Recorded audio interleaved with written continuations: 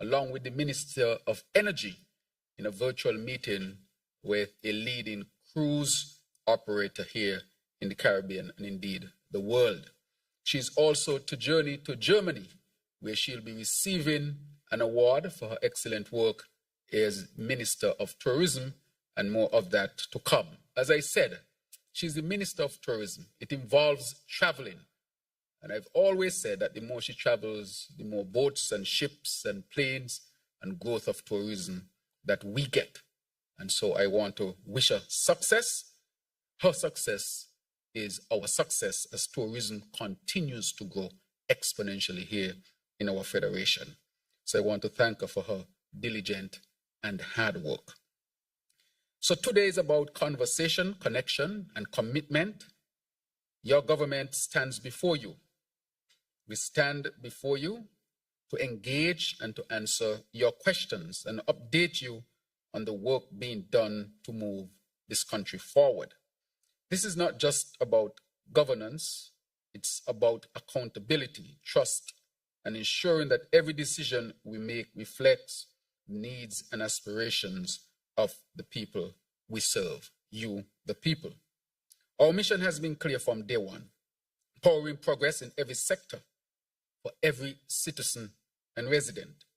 We came into office at a time of major challenges, an economy and key institutions that needed rebuilding, a public sector that needed streamlining, and a country that needed a fresh, focused direction. The 2025 IMF report on St. Kitts and Nevis, released to the public almost a week ago, is in keeping with our policy to be transparent in every way that we govern, and not to allow the travesty of 2018, when the IMF report was hidden and kept from the people and the international community by the then administration. I want to add that across all ministries, departments, and sectors, that this government is performing well. Our cabinet ministers will have the opportunity to expand on their respective areas during this press conference. But let me assure you, the transformational progress we have promised is happening, and it is being felt in every corner, in every house, in every parish, in every street, in our beloved federation. We are powering progress in governance and economic reform. We have strengthened our citizenship by investment program, ensuring transparency, long-term sustainability, and international credibility. We are powering progress in energy and infrastructure. Our drive toward energy independence is well underway, with renewable energy projects taking center stage. At the core of our vision for national development is our sustainable island state agenda, our long-term framework for resilient, diversified, and self-sufficient St. Kitts and Nevis. We are not only building economic resilience, but also charting a path towards sustainable prosperity for generations to come. Our approach is bold, strategic, and forward-thinking, one that prioritizes sustainable economic expansion and diversification, SEED, as a means of ensuring continued investment, job creation, and economic stability. We are powering progress in social development. We understand that economic growth must be inclusive, and that is why this government has invested over $320 million in essential subsidies and social programs, from the Budget Boost Wallet, BBW, or JAD as it's now being called, which provides direct financial relief to workers, to the VAT relief holiday, and also when we address the issue of wages. We are powering progress also in healthcare. The construction of the new JNF General Hospital is on its way, a climate-smart, state-of-the-art medical facility that will provide world-class healthcare services right here at home. But while that is on stream, we continue to invest heavily in our present JNF and healthcare system, because we have enhanced our emergency care capabilities, where we had training of all of our staff, medical staff at the JNF hospital who work in the emergency room, led by Dr. Maloney, a national of St. Kitts and Nevis. She went to school here, grew up here, who is now a specialist in emergency room at Rutgers University, who through a collaboration brought her team down to help to enhance our staff at the emergency room. I want to thank her very much and to thank her team for taking the time, their resources, their knowledge, and the process continues as we strengthen our emergency room delivery. We have also launched a brand new CT scan unit, which is a 128 slice CT scan with injectors, the most modern of CT scans from this Philips line of CT scans. There are only about 4 of them in the whole Caribbean. Just so happen that 2 of them reside in the Federation of St. Kitts and Nevis, 1 at Nevis and 1 in St. Kitts. This will help our diagnostic capabilities and thus treatment possibilities as well for our patients. We also have the MRI unit, which is to be completed soon, so that we can have, for the first time in our history, an MRI, one that will also be state-of-the-art, that will be publicly owned and be used to enhance our people's health. We have also prioritized training as was discussed. It is fundamental. We are also empowering progress in tourism and international recognition. Our tourism industry has rebounded significantly since COVID-19, with visitor arrivals increasing year over year. And I must add that one of the things that held us back was the decision by the then government to keep St. Kitts and Nevis closed down up to August 6th, when we made that decision at Marriott Hotel.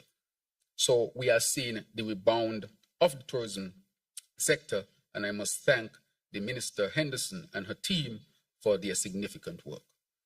And just this week, our destination was honored with the Destination of the Year, Hidden Treasures, an award at the Pacific Area Travel Writers Association, PATWA, International Travel Awards during the ITB Berlin event. This is where our minister would receive her award.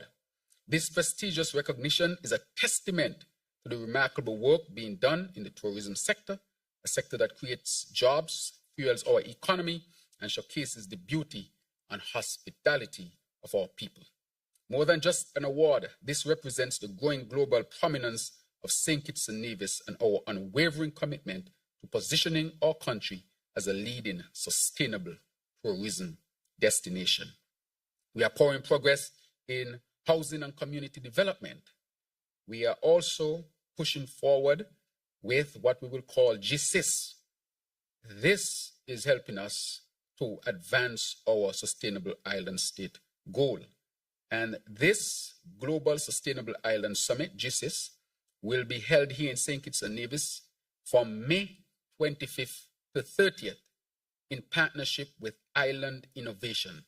This global event aligns perfectly with our Sustainable Island State agenda and will serve as a powerful platform for knowledge sharing, collaboration, and investment opportunities.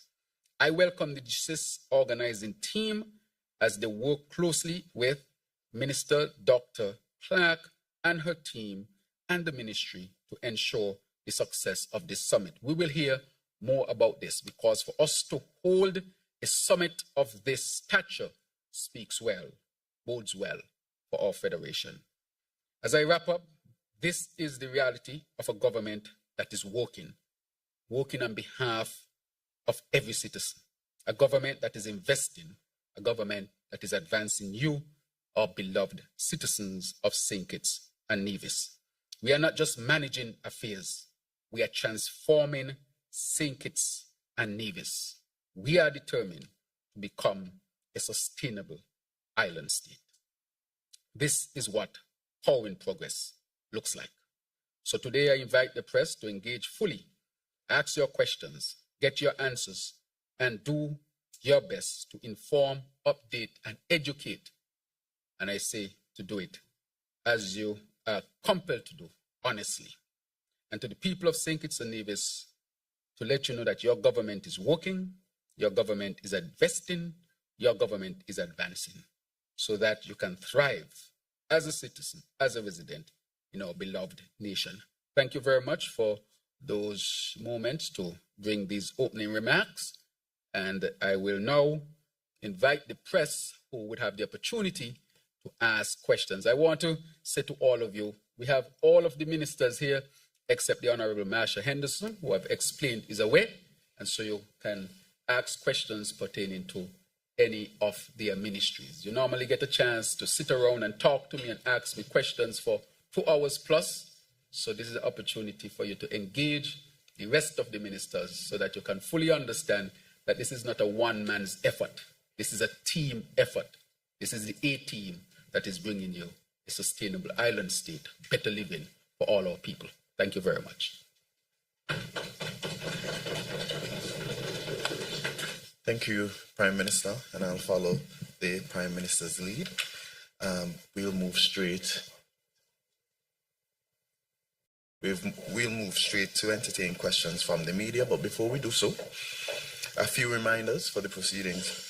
All questions will be directed to the Prime Minister, who may delegate responses to the relevant ministers. When posing your question, of course, please state your name and the media house you represent. And each journalist will be allowed to ask 2 questions per turn to allow for smooth flow and ensure that as many voices are heard as possible. Thank you, Mr. Moderator. Good morning, Prime Minister and Honourable Ministers. I'm Ebony Brandon, SKN Source. My question, the first one, has to do with the unfolding drama around the Eastern Caribbean Central Bank that's unfolding right now. There are stories floating about a home at Beacon Heights, and while all St. Kitts and Nevis is not directly involved in the central bank's use of their funds, we are a member of the Monetary Council, which initially approved the project. And so I'm hoping for some response and clarity for the people of St. Kitts and Nevis, because there seems to be some confusion between the bank being headquartered in St. Kitts and Nevis and its involvement with the construction of the residence at Beacon Heights. The other question that I'd like to ask has to do with this unfolding trade war that the United States seems to be waging. In the last 24 hours, there seems to be some reason and sense prevailing in that it looks like they may be backing down with their northern neighbor, Canada. That has not since happened, or so far happened, with Mexico. Where are we in St. Kitts and Nevis in respect of the fallout of any trade war that may occur? And what is the region saying on this matter? We just came out of a CARICOM Heads of Government meeting. I'm sure this is one of the issues that would have been discussed. Thank you. Thank you very much. So she asked 2 questions and never answer. Okay, yes. Good. With respect to trade, the senior minister responsible for foreign affairs and trade, ETAL, the Right Honorable Dr. Denzel Douglas, is here. So I was at the CARICOM meeting, so he would answer that one. Thank you, Mr. Prime Minister, and thank Ebony for that question that she has posed pertaining to the effect of the new presidential statements that have been made on the matter of trade and how these can be affecting us. Over the years, we have been the beneficiary of good trading relationship between the United States of America and the Caribbean, St. Kitts and Nevis included, of course. Remember the Caribbean Basin Initiative, which was established since in the early days of Reagan and other presidents of that nature, and gave us favorable trading conditions with the United States. There was a time when our manufacturing sector in particular would have been the beneficiary, and companies which were established in St. Kitts and Nevis and which might have originated out of Puerto Rico, for example, were tariff-free when the goods entered into the US market. That has changed dramatically over the years. And so the effect on St. Kitts and Nevis really will be the effect as a result of the fallout from countries which would have traded with the United States and who in turn we buy goods from. For example, most of our goods come through ports like Miami, St. Thomas, and of course, New York, etc. What it means, therefore, is that it is expected for us to pay higher prices for the goods that would have been imported through any port or from ports of origin where increased tariffs would have been placed by the announcements made by the President Trump, within 100 days of taking office for a second time in the history of the United States. Not only will this impact us because of the increase in tariffs, but we have already been impacted because of COVID, where it takes much longer for goods to arrive to our ports, much longer because there has been disruption in the supply trade routes as a result of shortages from COVID.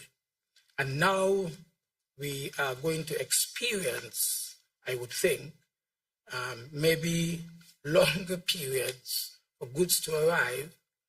The cost of these goods would go up. And then, of course, it will impact negatively on the cost of living for our people here in St. Kitts and Nevis. The good thing about it is that the entire world is responding to what has been announced by the President of the United States in terms of increased tariffs. We have seen, for example, the pushback from countries like Canada. In fact, as a result, I believe, of Canada's reaction, we've heard only a few nights ago that he has suspended the application of the tariff against, increased tariff against Canadian goods by a month. And maybe that could be extended further because the Canadian government has indicated that its citizens will not be the ones to suffer, but the Americans themselves will suffer. And so that's the way it is. We are a small part of the hemisphere. Our contribution to trade at the moment in terms of in terms of our goods going into the American ports and so forth, that is not as significant for St. Kitts and Nevis as it was before. Of course, we still have the electronic assembling parts with a few of the companies that are manufacturing goods that go into the US market. And we are still waiting to see how those tariffs will impact positively or negatively on the cost of goods, depending on what side of the equation you're sitting. I think I'll stop here.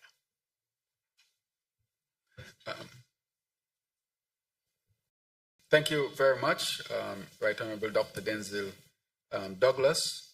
The question was asked about the central bank. Let me say the central bank really has the interests of the countries that are part of the ECCU. St. Kitts is just one country. It just happened to be in St. Kitts and Nevis. Decisions that are made with the interests of all of the countries who are part of the ECCU. So let me say this does not come under the purview of the St. Kitts Nevis federal government. It's an entity that involves all of these governments. So I just want to put that out. With respect to what you speak about, with respect to the residents, let me say first of all that the central bank, the Monetary Council has a chairperson. The initial chairperson, Webster, as you know, it has now been passed on to another country, I think is Antigua at this particular time, because we rotate. And the chairperson for the Monetary Council would, speak to issues during their cycle when those issues come up. And so any decisions made is made collectively with all the countries involved. and not just one country having a say with respect. As we know, this is an ongoing discussion in the public.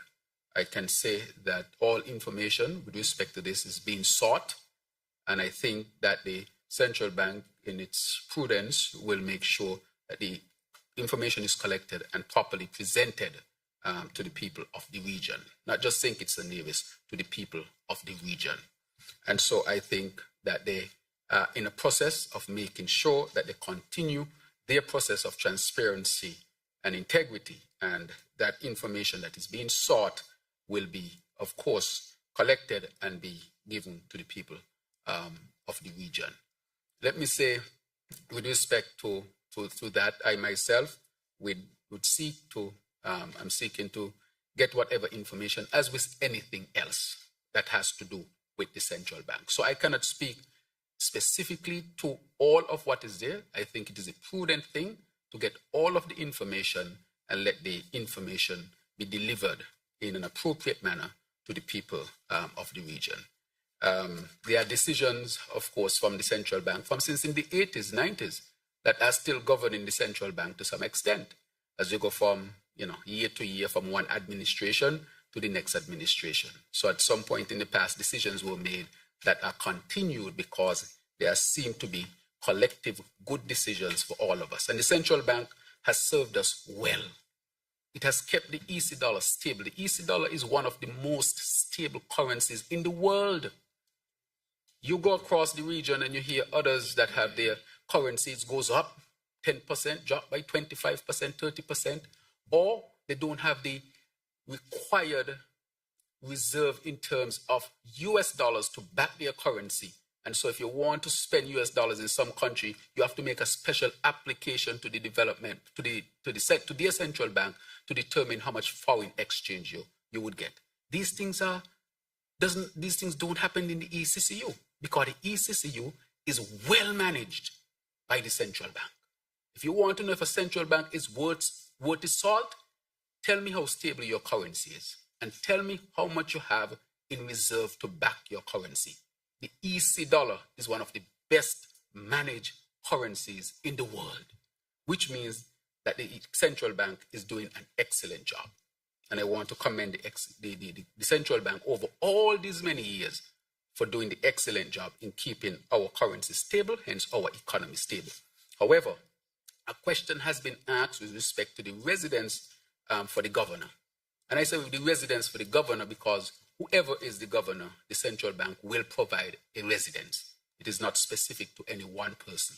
And so if that question is asked about it, the central bank, just like it releases information on its currency, the trends and so forth, it too will release any information that is asked. And I'm very sure that in its prudent action, it will also release that information. But I just want to make it clear that the central bank does not come under the governance of St. Kitts and Nevis. It's owned by all of the countries of the ECCU, and the countries together dictate the direction of the central bank. It just happens to be here in our Federation of St. Kitts and Nevis. But I don't dare go to the central bank and try to give orders because it does not belong to us and it does not come under my leadership. It comes under the leadership of everybody. So any decisions that are made are collective decisions, whether it's to do with the residents, whether it's to do with the currency, the direction, and so forth. And therefore, I would say the central bank will gather all of the information that is being asked and in a transparent, prudent way, put that information out. Thank you. Good morning, Devon Cornelius, ZIZ Broadcasting Corporation. Just two questions for now. What is the status of the investigation into the sham marriages case here in St. Kitts and Nevis? And what is the status of the climate smart houses in terms of the construction timeline and what exactly has caused the delays? Thank you. Very much. With respect to the sham marriages, I will pass that question on to our Attorney General, the Honorable Garth Wilkin, and with the housing, the Minister of Housing is also here, who would attend to that question. Attorney General. Thank you very much, Prime Minister. Good morning to everyone. When we took office, we discovered that there was a sham marriage industry that was happening between counsel, lawyers, and the ministry at the time. And when a list was compiled of the potential sham marriages, and when I say sham marriages, I mean marriages by which one person being a citizen received money from another person who is not a citizen to get married, and then that person would get their citizenship, get their passport the same day, and register to vote either the same or the next day. We discovered that there were potentially approximately 1,200 incidents of this in the Federation. So we immediately have decided to end that process, and informally what was done is that in the Ministry of National Security, there was verification of marriages. So when a person applied, they weren't automatically granted the citizenship through the marriage. They were officers in the ministry who then went to verify that the marriage was legitimate. The law actually says that the minister is not to grant citizenship if they believe that it is a marriage of convenience, meaning that there was money exchanged for the marriage. So that informal process then evolved in July last year into actual regulations which now govern the process of applying to become a citizen of St. Kitts and Nevis through marriage. When a person applies, the ministry assigns a marriage verification officer to the case. That marriage verification officer then conducts investigations, interviews. They can show up to your house, see if you have pictures of you, your wife and a dog, to determine whether it's actually a legitimate marriage. And they can also look at additional information. So I'll give you an example, which we discussed when we were crafting the regulations. For example, if someone was married to a citizen in the US and they lived in the US for 20 years, say the person was married to an American, and they have now retired and they've now come back to St. Kitts, and now that they've moved back to St. Kitts, the Kittitian wife, for example, wishes for her American spouse to now become a citizen of St. Kitts and Nevis. They show up at the Ministry of National Security and they make their application. The marriage verification officer is assigned, but that couple has 3 children, 2 of whom have finished university or working, 1 of which is in university. They have a house in the US, they have a house here. It is clear, they have pictures of travel and cruises for the last 20 years. It is clear that they are legitimately married. Then the process can be done fairly quickly because the marriage verification officer can conduct the verification on that information, and then the person could be granted. So there's no longer this informal policy of waiting for a certain amount of time. It is whenever the marriage verification process is completed. And the marriage verification officers may say, we need more information to be able to confirm that this marriage is legitimate. So we have closed that loophole. Now that we have done so by regulations, which have the force of law, it is now for the DPP to do their investigation. There is currently 1 person that is already charged with an offense in relation to sham marriages, and that matter is progressing through the court system. Everybody has an opportunity to access natural justice, and the rule of law applies to everyone. So it is up to the authorities to then investigate and determine if any decisions need to be made in relation to the potentially 1,200 plus sham marriages that we met when we took office.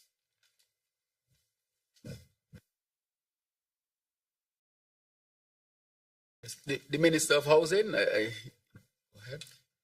Thank you very much, Honorable Prime Minister. As a government, we have made a commitment in delivering for our housing solution promise, and this continues. NHC continues with this mandate, ensuring that our housing solution is met. To date, NHC would have completed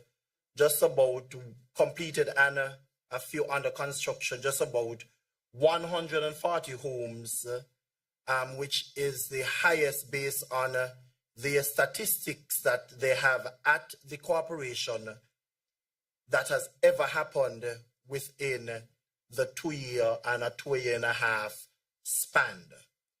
Directly to the question that was asked, as you know, as a country, we engage the East Coast Housing Development in assisting us in delivering some homes. Unfortunately, the 600 homes that we were anticipating, with all of the challenges that we might have been experiencing, not us so much as a government, but the investor, that has caused some delays. These matters are being worked on. And what I said to the Federation is that based on the contractual arrangement that we would have signed, the AG office, of course, is working on ensuring that the government's interest, which it is protected. But because of the delay, we have not lost any money as a government, but we are committed in continuing with our home delivery. There are many investors are sending in proposals, and we are going through these proposals. The new method, the technology that was introduced, it took a longer time in terms of buy-in, but we are working on all of those. So that's where we are right now with the East Coast in particular, but we would have constructed through NHC just about 140 homes, and we are continuing. Thank you.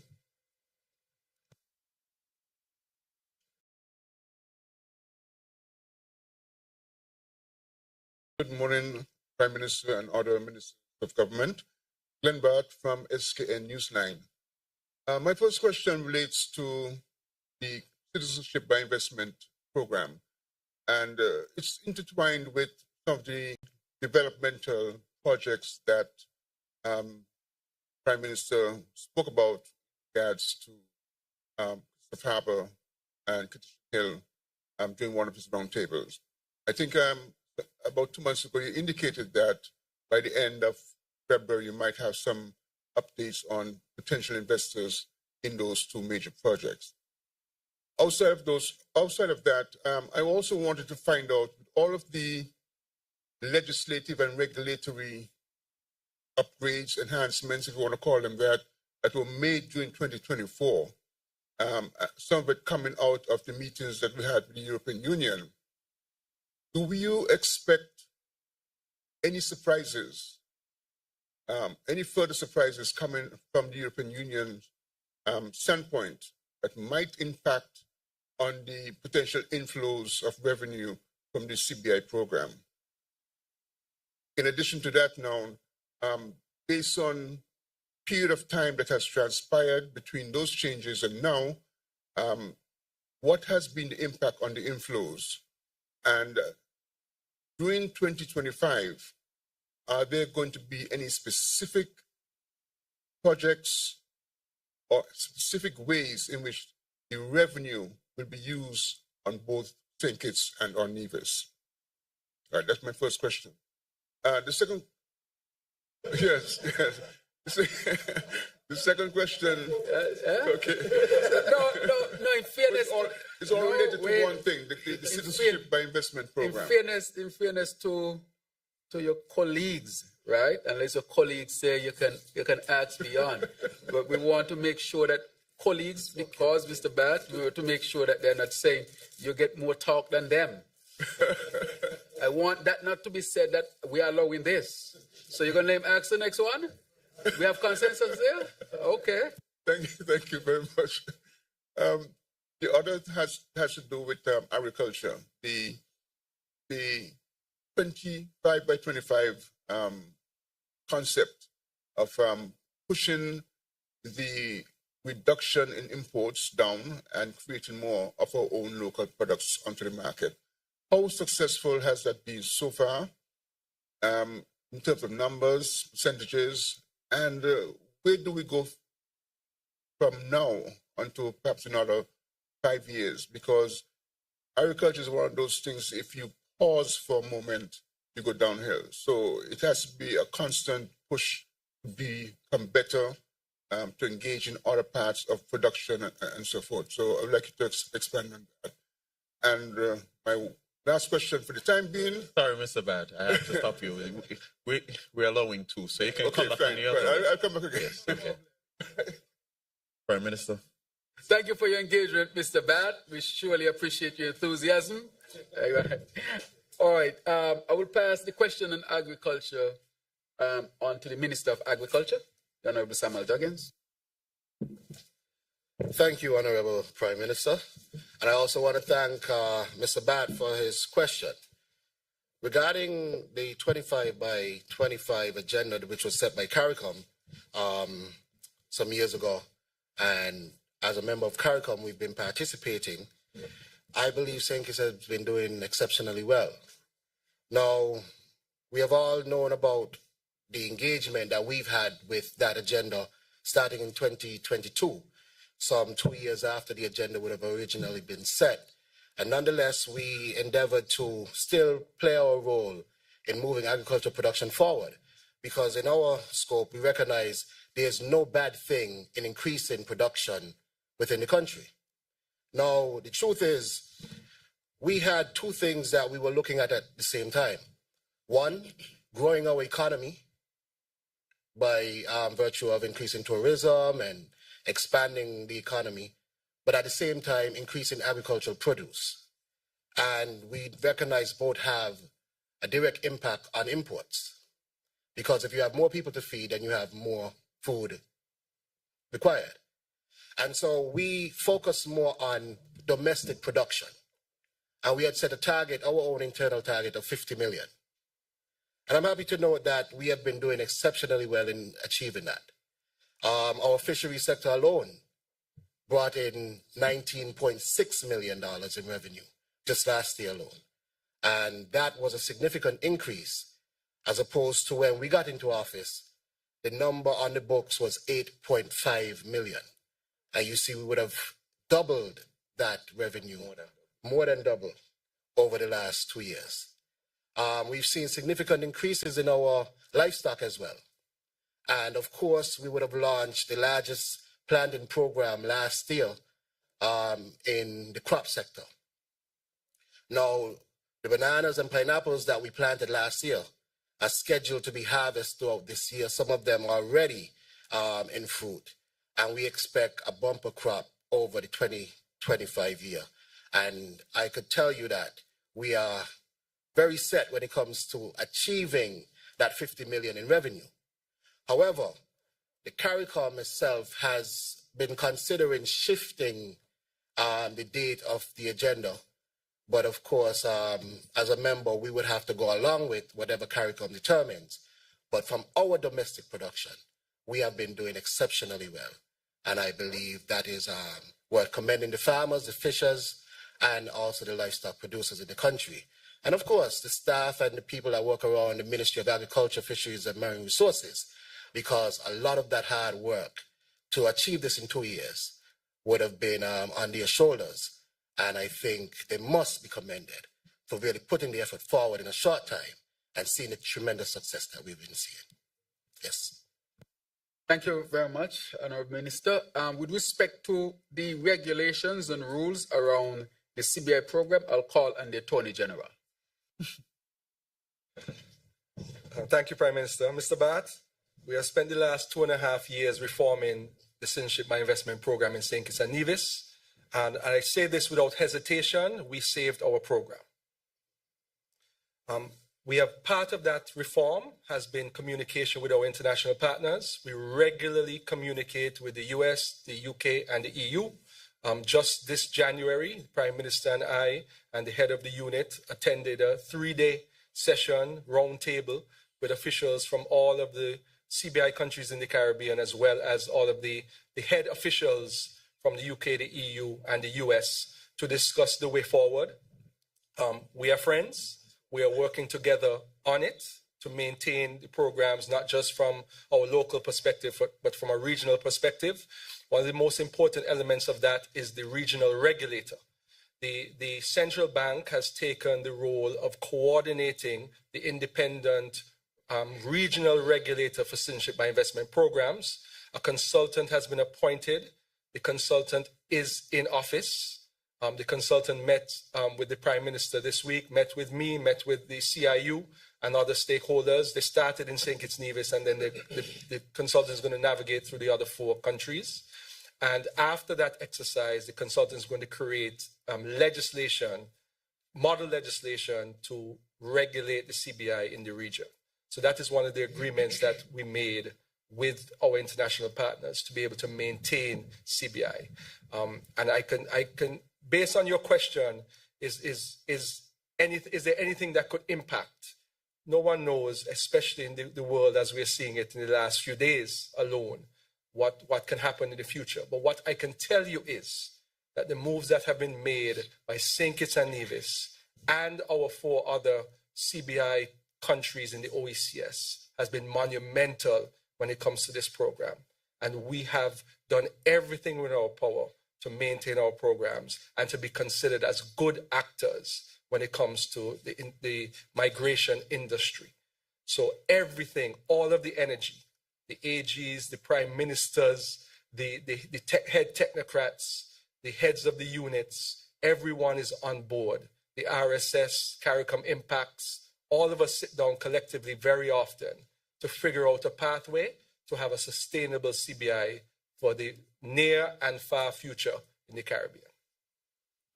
Thank you very much, AG. Just to complete the question, the answers, Pat was, I guess, was for me directly. Let me say from the onset, I've said to the press and to our people that the CBI would have been the most challenging thing for me to deal with as Prime Minister and Minister of CBI and as a country, just because of where we were on the verge of losing visa access, our CBI reputation, and so forth. And so tough decisions had to be made, which affected us. And I was straight up, upfront, and transparent with it. I want to thank the AG, the rest of the cabinet, for their support and working so hard for us to get it to where we are, to the point where we are now on the rebound with our CBI program and in a better place. We have done all that we could have done. As the AG have said, as he has said, we don't know where things will go, but let it be obviously clear that we have done all that we could have done to ensure that we save and safeguard our program. So I want that to be part of the narrative. Let me say with respect to Kittitian Hill, because Kittitian Hill did not have audits, Development Bank did not have audits, Kittitian Hill did not have audits. A lot of the institutions that should have had audits were abandoned. And for obvious reasons. Where there are no audits, one has to assume corruption. That is what it means. However, with Kittitian Hill, it took us a very long time to get the audit done. We have collected basically all of the information. I was just informed by the head of the board for Kittitian Hill. And we have now all of the information, and the auditors are finalizing their report. So we will have an audit on Kittitian Hill in a matter of weeks. And as I said, because there were no audits for such a long time, you had to go back and then bring it all the way up to now, which is a tremendous amount of work. The same thing with respect to the Development Bank. We have a number of very interested suitors in terms of investors, and that will be laid before them in short order. And so I wanted to bring you up to date on that. But with respect to Christophe Harbour, again, as I said, I would update again. We are extremely close, moving along, extremely close.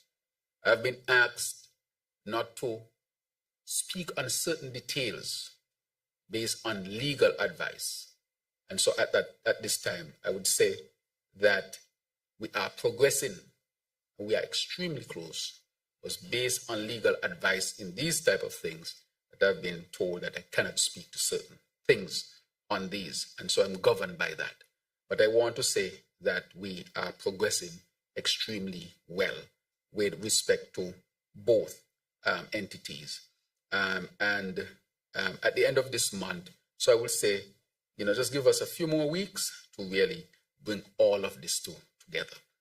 And so those are what you asked directly to me, Mr. Bat. And so in terms of the revenue, as you know, the CBI is the main source of revenue. We are seeking now to diversify the economy, agriculture, the heavy investments that the minister is speaking about. And he did not speak to you about the Tabasco project, which is about to take off. I'm sure he will give an update on the Tabasco project when he gets a chance to speak again, which is going to take us to a next level of production in terms of agriculture. With respect to the revenues, because of that, the sharing, when you have those revenues, they support what the federal government does. And so whatever program the federal government has, it supports both St. Kitts and Nevis, because it's not a separate fund. It is part of the consolidated fund. That is what I want to say. This is why the big difference is. It is part of the so you go directly into the consolidated fund to fund the federation. For example, the consolidated fund, it funds police, it funds the military, it funds immigration across in the whole federation. So it funds all these federal projects. So anything that is federal that is both here and there, all of that money is coming. A big part of that money is coming from the CBI. So I want to say that because it's in the consolidated fund, both are benefiting. Now, to talk specifically to sharing, because that is the World Bank has sent us back the documentation on sharing of revenues between St. Kitts and Nevis. And let me say clearly, St. Kitts does not exist in our constitution. I'll say it again, St. Kitts does not exist. Nevis exists, St. Kitts and Nevis exists, but St. Kitts does not exist. The only place St. Kitts can have funds to do things on St. Kitts is from the consolidated fund. St. Kitts does not have an island administration with a separate fund. So I want us to make that clear as well. However, the World Bank is helping us, has helped us. So that information is with the FS. She's, of course, deciphering it and is to present it to me, to present to the cabinet, and also to the Nevis Island administration and to the Premier of Nevis. But that came in just a couple of weeks, and it has to be, of course, formatted and so forth so that the discussions can take place. As I said, I asked the World Bank to complete that work so that we can have a framework from an institution that has no skin in the game, an institution that is respected, so that we can have some level of guidelines or some guidelines as to how this should be done. Just to let you all know, the Constitution only speaks to revenue from tax collection. It does not speak to revenue from non-tax collection, which is the CBI, because it is assumed that the tax collection goes into the consolidated funds. But the non-tax, in fact, the CBI is concerned, that too goes to the consolidated fund. So it's something that definitely has to be sorted out. Okay, so I want to thank you very much. Go ahead. Thank you very much, the Honorable Prime Minister. My name is Peter Ngunjiri, freelance journalist. And for those who feel that they don't know me, you could ask the PM. I live in his neighborhood, although I vote in number 2. My first question is actually a follow-up on what Ms. Brandon would have asked, because long before Mr. Trump came on the scene, the government here in St. Kitts and Nevis had decided to assist people who are going through difficulties like the budget, the budget boost, a reduction of VAT, But now, I mean, those are workers. The question I'm trying to find out is what specifically is being done to assist small businesses who do a lot for this country. And I'm asking that coming from the fact that the minister we have here who is in charge of small businesses, I can vouch and say that he has done more work for small businesses than any other minister before him. Have been dealing with small businesses since 1999, and I've seen the way the Honorable Samuel Daggins has promoted small businesses. So now looking at what Trump is expected to do to us, what is the government going to specifically do to assist our small businesses who will be greatly affected by those tariffs? The second question, I'll reserve it. And in doing so, I'm not saying that nobody can answer it here, but the person who I would have wanted to answer it is not currently present. Thank you very much. Thank you very much for your question. And I would ask the Minister of Small Business to elucidate on the question about what will be done for small businesses or what is being done for small businesses. Thank you again, Mr. Prime Minister, and I want to thank you for that question as well, Peter. Now, over the years, we've been really focusing on the development of the small business sector, as we recognize that that is the backbone to any thriving economy. The truth is, for a small country like St. Kitts and Nevis, we recognize that the small business sector has to do two things.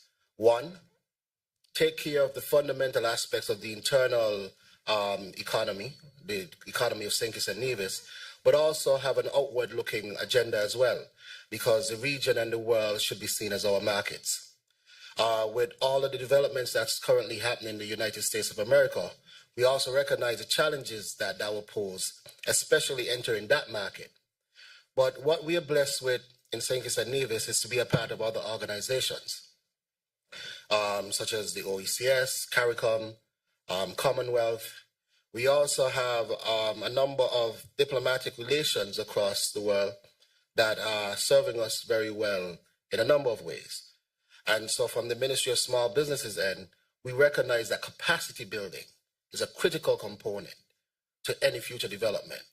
And we have hosted monthly training sessions for our small businesses to ensure that they are ready to be on the agenda for export. Beyond that, we have also been working along with financial institutions, most notably the Development Bank and National Bank, to provide facilities for affordable credit for small businesses, because that's another area where small businesses really need support in having the right funding to enact their activities and scale up on a massive level. I am happy to note that some of those projects are currently undergo and will be unveiling new ones shortly, and small businesses will have access to greater funding. But beyond that, it was just yesterday that I had a conversation with members coming out of the Commonwealth, and I think it would be instructive that the Minister of Trade also speaks on some of the activities that are likely to happen over the next few months in the region to bolster trade among the region and with our diplomatic partners as well, as he's also the Minister of Foreign Affairs. Yes. Honorable Dr. Denzel Douglas, on trade.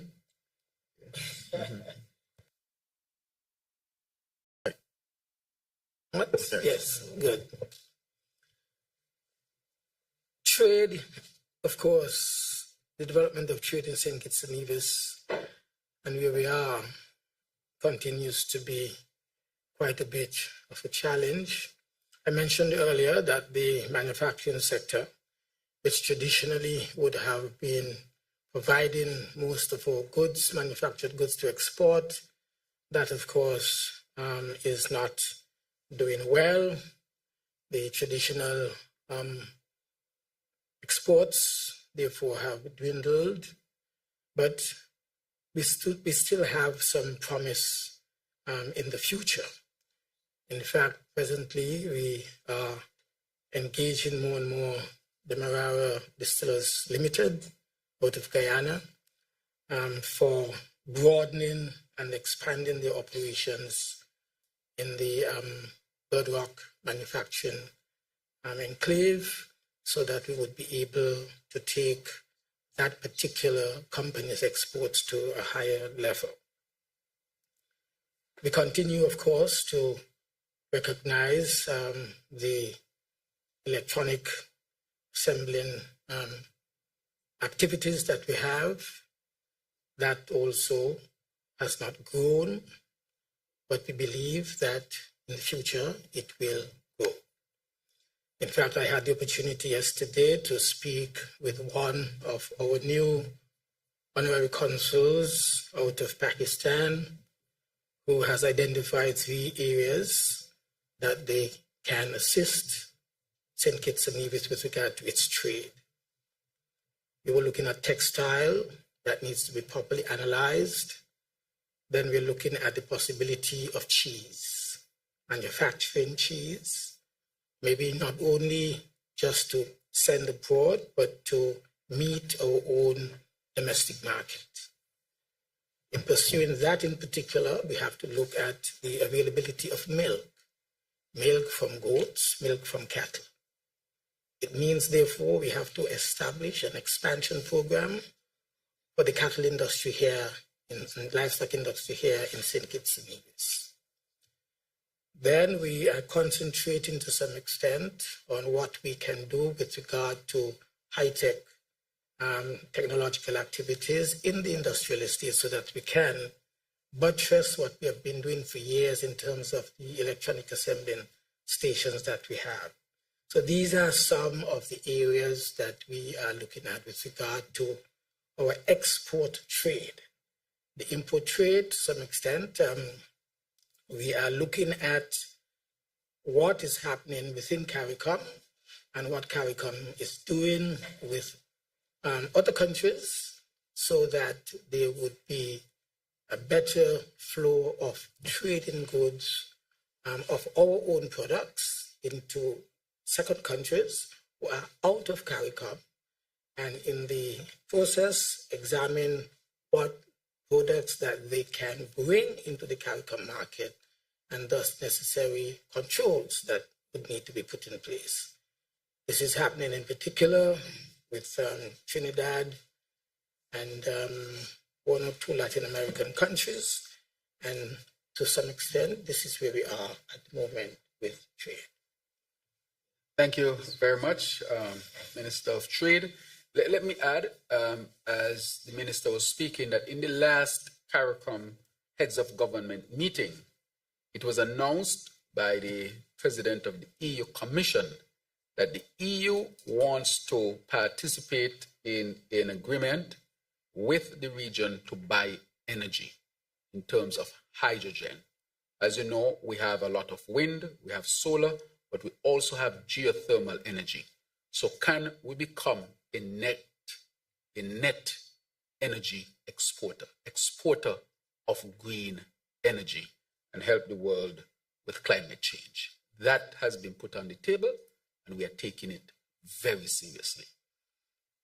Let me add, because Minister Duggins did make mention of the official who is here from the Commonwealth, just to say that St. Kitts and Nevis, together with the British government, are partnering leadership in developing trade within the Commonwealth.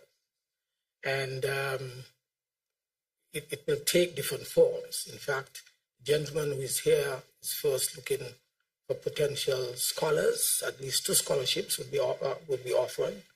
He would be examining the potential for improvement and increasing of trade within the Commonwealth region, and simply to say that it's good that this is happening, because again, St. Kitts and Nevis, together with the British government, Minister of Trade, Minister of Foreign Affairs, the 2 countries have come together to lead the Commonwealth on finding solutions to increase trade within the Commonwealth region. Thank you very much. Ralston Rankin, Sugar City FM. I have two questions. Honorable Prime Minister, at your last round table, I asked a question, how much is it costing the government to utilize the JAD to pay the budget boost wallet? You did not have the information on hand at that time. So I'm hoping that you have it today, if possible. And also, can you tell us the funds, where is it coming from, the CBI, Social Security, or elsewhere? And the feedback, it's, I would say a balance, a negative and a positive in terms of using, the app. Because obviously I would have to ask and do a survey when it comes to that. And I personally must say I don't have a problem with, using the app. I'm just relaying the question that is given to me by the public. And my next question, which would go to the Honorable Minister Connorys, I've had some complaints about persons seeing an increase in the electricity bill. In all fairness, I would have to ask them the question, are they doing the things they should be doing to help reduce, the cost in electricity? And, they've been saying, yes, they've been plugging out stuff and they haven't had any extra appliances and so forth. So what I did, I put it to the test. For the last 2 months, I pretty much did the same. And I did see a little, increase in my electricity bill as well. I'm hoping that you can shed some light on that as to why that might be happening. If it's a meter reading problem or so forth or whatever the case might be. And also you can shed some light on the SCELEC operations on persons' appliances, being damaged, if there's claims for that. In all fairness to SCELEC, I know they do put out when they're going to be doing maintenance work, so persons would have to protect themselves and their appliances for that. But if it's a case whereby that wasn't happening, could you speak on if persons can add claims to that? Thank you for now. All right, thank you very much. So I'll pass it on to the Honorable Connorys Maynard. Thank you very much, Mr. Prime Minister, and thank you for the question. Thank you for everybody to be here. I think the first point to make is that there has been no adjustment of the tariff rate for electricity for residential or for commercial. There has been no adjustment in the tariff, and we don't foresee any upward movement on the tariff at all. Our intent in getting involved in renewable energy is to see the tariff go down. So this will have to be a case of usability or usage of the electricity. So what you would have to do is to look at what your actual usage is and see if the usage itself has increased. So it's not sufficient to just look at the price, but look at your usage. How many kilowatt hours did you burn in the particular period? Also, look at the billing period, because sometimes you can have a period that is, say, from the 1st of a month to the 28th of that month, and the next reading maybe is from the 28th of that month to not the following month, but the 5th of the other month. So the time period is longer for calculation. So you have to look at those details, because at present, all of the bills are not billed exactly at the same time. So you may have a meter reader that reads it in 28 days. You may have one that reads it in 30-something days. But the important thing to look at is the usage and the rate. You would see that they have not changed. Another reason someone may see an increase is that many years ago, actually, under the former Labour administration, there was a savings encouragement scheme that was implemented at SCELEC, where if you use under a certain amount of kilowatt hours or a certain amount of energy, you get a particular discount. So if, for instance, that, I can't recall exactly what level it is, but let's say it's at 200 kilowatt hours per month or per billing period. If you used 199 kilowatt hours this month, and let's say you get a 50% discount on that, If the next month you use just 2 kilowatt hours more, carrying it to 201, then you pay your full price. So you may see 1 month that your price is low. This is especially for low users of electricity. You may see a discount, and it will show that you have a discount. And then the next month, you just use a little bit more, and you now are paying full price. So the key there is to try to keep it within that tier for you to get the discount. I want to also add that we are in the process, and we have secured all the processes to completely replace all of the meters in St. Kitts for Skelec. We have procured a new AMI meter by Itron, which will allow for the analysis of everything that is happening on the residential side and the transmission side. So those meters will now be able to tell whether the incident happened on the person's property or whether it is something that happened from the grid. So that is being done. I think there are meters already on the ground. We went to Parliament the other day just to secure the guarantee so that Skelec can loan. That's just an administrative position. Skelec obviously has to invest in its improvement, and it is doing its process to do that. And so very shortly, over the next coming months, persons' meters will be changed out to these very advanced new smart meters that will also allow for the interconnection of renewable energy that you will put on your property. So we'll be able to check to see what you're putting into the grid, and then be able to pay you for your renewable energy produced. So that meter is already, we've gone through all the processes to procure that, all of the procurement processes, etc., and that is now in train.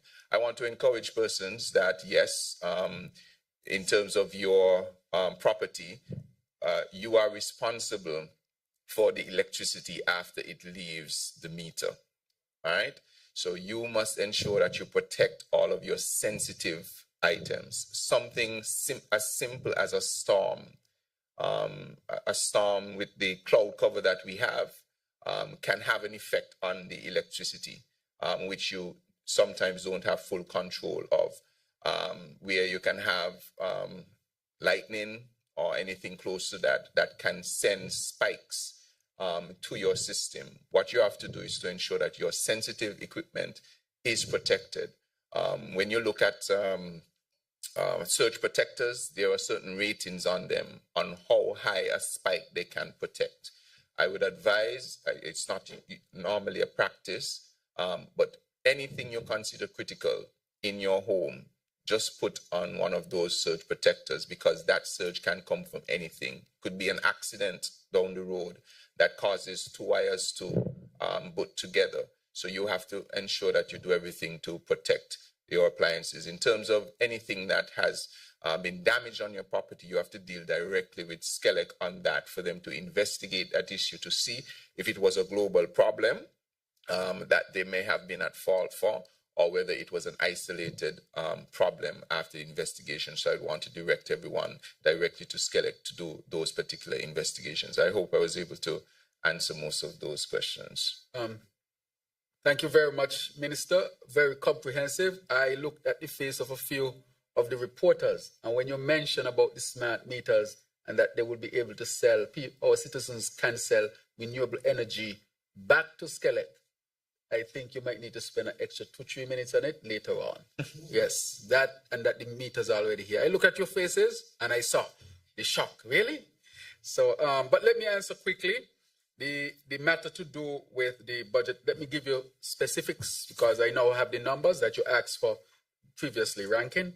In January, we helped 19,372 persons to a cost of 4.8 million. In February, 20,500 persons to a cost of approximately 5.1 million. People are using it prudently. NHC, cumulative 23,000 plus. Skelec, cumulative 530,000 plus. Water Department, 95,000 plus. Nevlec, 149,000 plus. Nevis Housing and Land Corporation, nobody has accessed it as yet.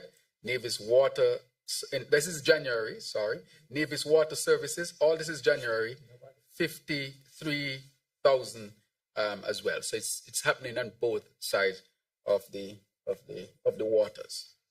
February NHC 29,000 plus went up. Skelec 772,000, it increased. St. Kitts Water Services 136,000, increase as well. Well, it's cumulative. Nevlec 208,000. Nevis Housing Corporation, we have seen somebody enter, $250. So they just now recognizing it can be used there. So I'm sure by next month we will see more people paying. Or maybe they just paid, yes.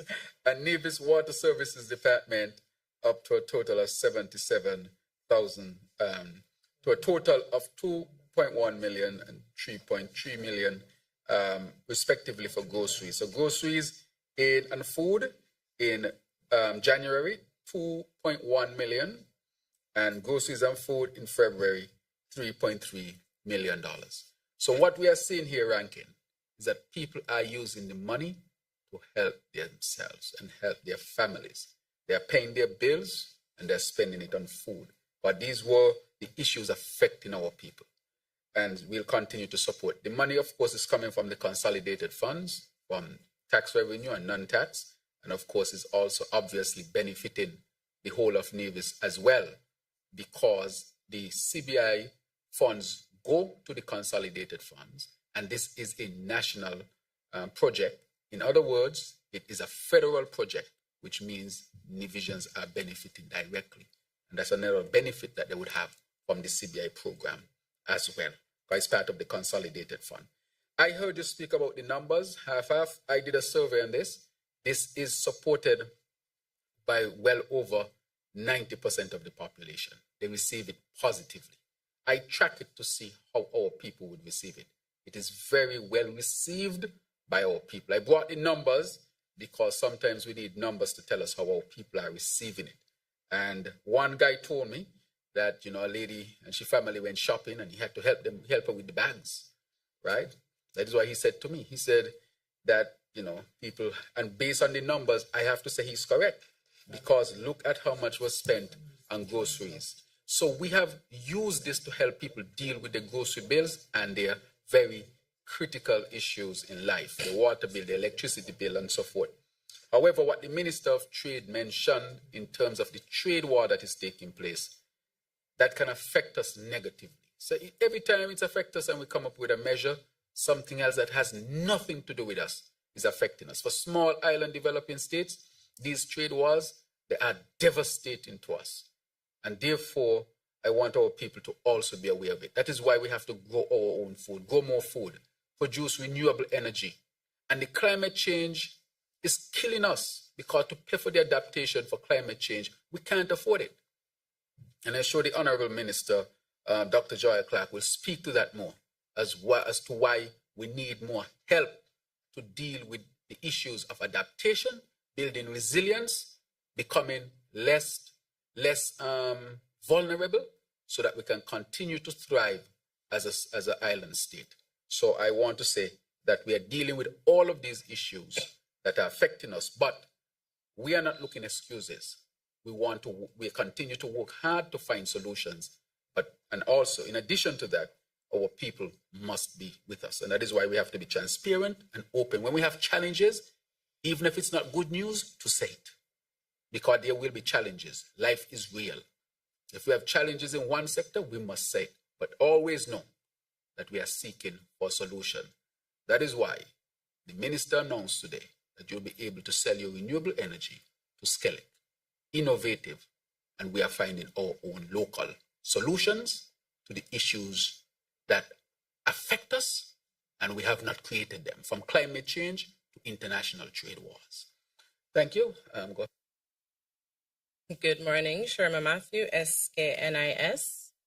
There has been quite a buzz in St. Kitts and Nevis concerning the single-use plastic ban, which began on December 31st of last year with the ban on importation of the T-shirt shopping bags. Now, March 31st this year, we're going to see the ban on sale and distribution of items. And is it possible for us to just get an update or feel or feedback on the engagement with the consumers as well as businesses where this is concerned? And the senior minister touched briefly on partnership with Commonwealth. But outside of that, are there any new international partnerships or foreign investment projects that the government is currently negotiating to support national development, particularly in the light of the new U.S. administration stance of America First? Thank you very much. I want to, of course, now give the opportunity to the Honorable Dr. Joya Clark, our champion for issues to do with the environment and climate, to really answer this question. Honorable Dr. Clark. Thank you, Prime Minister, and thank you for that question. The single use, I want to thank the media in particular, consumers and the chamber and other business entities for supporting the government's drive to ban single-use t-shirt shopping bags. We recognize that the shift requires more than just government saying what its intention is, but legislation also needs to support the single-use plastic ban. And so the Attorney General has confirmed that we will have a plastic legislation or regulation bill ready for the ban. The Minister of Trade will also be presenting to us and to the nation the international standards for biodegradable alternatives that all retailers and wholesalers can access to purchase the biodegradable options for importing to St. Kitts and Nevis. This has not been the ministry working in isolation, but working very closely with Customs and Excise, the Ministry of Finance, the Bureau of Standards, the Ministry of Environment, and the Chamber of Industry and Commerce to ensure that the approach, the deadlines, the timelines, and the education campaign all support a change and a shift in action. If we are to become and transition to a sustainable island state, then definitely we need matching legislation, we need policy, and we need political will, which is very evident from this cabinet, from this government, and we need the people of St. Kitts to be on board. So 31st of March, we'll be doing this together. I might just take a minute, Prime Minister, to greet the colleagues from Island Innovation who are here with us. We're bringing 300 plus folk to St. Kitts and Nevis, and they are coming here when we have our plastic ban. They are coming here to talk about sustainability, food security, water security, energy transition, and what better way to greet 300 persons who are interested, island nations who are interested in sustainability, than to come to a country where single-use plastic is no longer the norm. Thank you. Thank you very much, Minister, and I greet those from Island Innovations. Just to give some background, I was a keynote speaker at the event at Prince Edward Island in Canada just about a year ago. We sat down and we said that St. Kitts and Nevis is more than ready to host them here. It's an international forum and it's of high prestige. And I want to thank the Honorable Dr. Joya Clark again for championing this cause. Next question.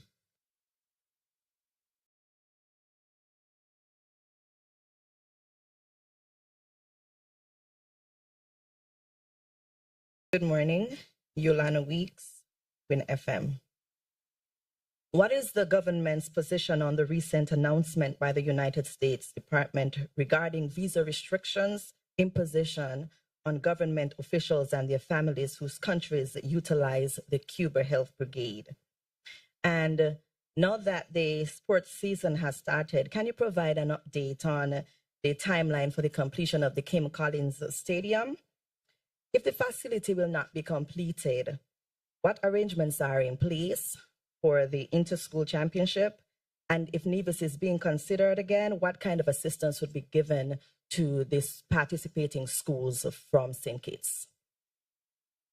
Thank you very much for your question. from the previous question with respect to new international partnerships and new investment projects and so forth to help with our current transformation, and also the question to do with visa ban, I'll allow the Minister of Foreign Affairs, the Honorable Dr. Denzel Douglas, to answer that one. And then the last one you asked with respect to the stadium, I'll allow the Honorable Samuel Duggins to respond to that one. Foreign Minister. All right, thank you, Prime Minister, and thank the media person for asking these questions. With regard to what would have gone before in terms of new investment opportunities that are emerging, quite a lot of what we are doing in the Ministry of Foreign Affairs, International Trade, Economic Development and Investment, it's really bringing in foreign direct investment to support the specific agenda that we have set for ourselves as the people and as the government in advancing to the sustainable island state. What are these main pillars with regard to investment opportunities? The first, of course, is energy. And you would have heard from time to time that we are not just simply trying to bring the cost of electricity down by doing a number of things, but specifically, we believe that transitioning the economy from its dependence on fossil fuel energy and going into areas of renewable energy, green energy, that would bring enormous impact and positive results for our people. We therefore have been working very closely with a number of countries in the Middle East. In fact, just recently you would have had the joint press release from the Prime Minister and the Premier of Nevis with regard to the input of quite a bit of capital from foreign sources into the geothermal assessment, and thus bringing geothermal energy to fruition in Nevis for the benefit of St. Kitts and Nevis. So that's an area that we are pursuing and attracting foreign direct investment. Apart from that, Skipper on a very regular basis receives a number of requests by investors to get involved in solar energy production. Again, diversifying, I would say, our dependence on fossil fuel and using now energy from the sun, solar energy. We have been saying for some time, in fact, I would attribute this to the Minister of Energy himself, Mr. Maynard, that if you are able to resolve the issues in energy, you would also be able to solve all the issues that we have, especially in water and agriculture, food agriculture. Because the desalination that we are pursuing in order to relieve the shortage of water in our country, that again is well supported by foreign direct investment.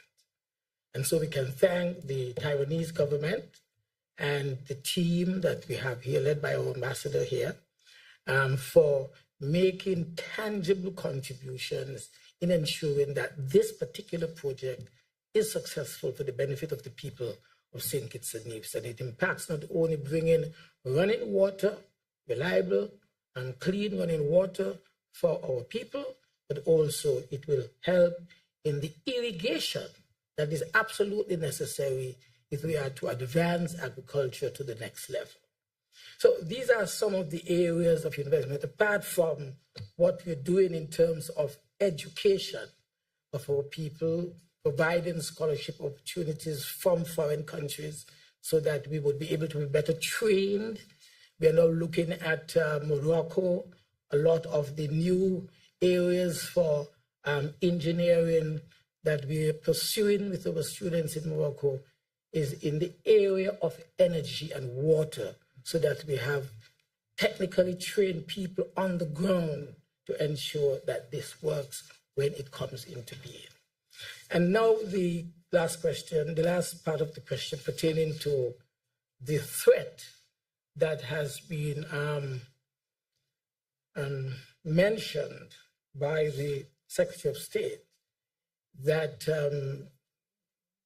countries, officials of countries that are doing business with Cuba in terms of the professionally trained Cubans who are supporting our health programs in the Caribbean region, that they would be affected by possibly controlling the issuance of visas to such persons. This is a matter that we have taken very, very seriously as a government and also as a region. In fact, just last week, Friday, we met as a group, all foreign ministers in the Caribbean community. We met virtually to look at the implications of this particular matter. And so we are in the process of examining the memorandum of understanding that we've had, the agreements that we've had with the Cuban government, who send medically trained personnel here, engineers, doctors, nurses, etc., to assist us in our health sector. On examination, we would want to make sure that the agreements do not in any way support what the U.S. is accusing, that these persons are really being dehumanized because they are working hard in our countries, according to the U.S. in perception, and they're not being adequately paid because the money is being paid to the Cuban government in order to sustain the status quo in Cuba. We, again, in St. Kitts and Nevis, want to make it very clear to the world that we are not part and parcel of this type of practice as has been accused. We understand that there are some of the doctors who are here with us from Cuba who have direct employment relationship with the government of St. Kitts and Nevis without the input of the government of Cuba. Those who may be here on the direct involvement with the government of Cuba, just about, I'm told, about 11 of such persons, and we would want to make sure that there's no violation of their human rights as we look at what has been accused.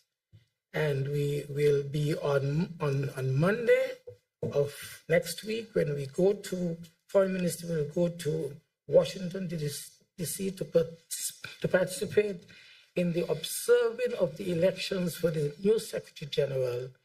We would have the opportunity to speak with an envoy that would be available from the State Department to deal with this matter.